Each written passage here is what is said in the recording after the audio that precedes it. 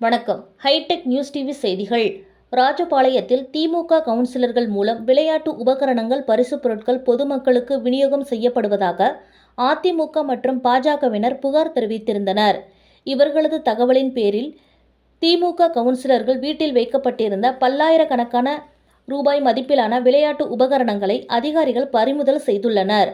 விருதுநகர் மாவட்டம் ராஜபாளையம் நகராட்சிக்கு உட்பட்ட 39 வார்டுகளில் உள்ள திமுக மற்றும் அதன் கூட்டணி கவுன்சிலர்கள் மூலம் பொதுமக்களுக்கு பரிசு பொருட்கள் விநியோகம் செய்யப்படுவதாக புகார் எழுந்தது.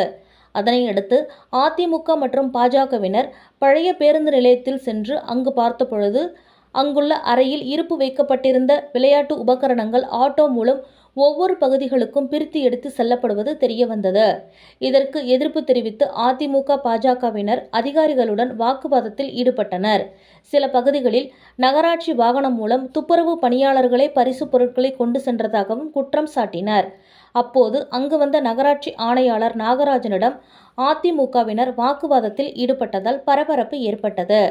அதிமுகவினர் புகாரை தொடர்ந்து 13வது வார்டு திமுக கவுன்சிலர் ஷாலினி சரவணன் கண்ணன் வீட்டில் பொதுமக்களுக்கு வழங்குவதற்காக வைத்திருந்தார் கிரிக்கெட், சிலம்பம், கேரம் போர்டு உள்ளிட்ட விளையாட்டு உபகரணங்கள், முதல்வர் ஸ்டாலின், கலைஞர் கருணாநிதி படம் பதித்த டி-ஷர்ட் மற்றும் தொப்பிகளை தேர்தல் படையினர் பறிமுதல் செய்தனர்.